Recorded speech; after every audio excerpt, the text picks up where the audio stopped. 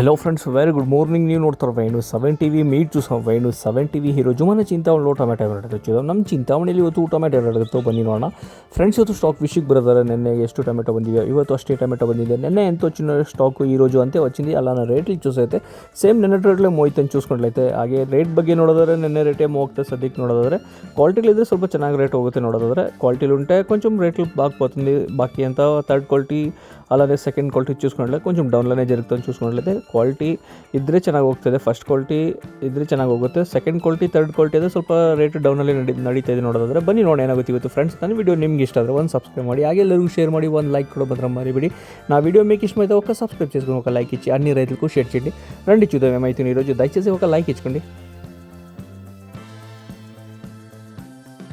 20, 25, 30, 35, 40, 40, 50, 150, 150, 160, 160,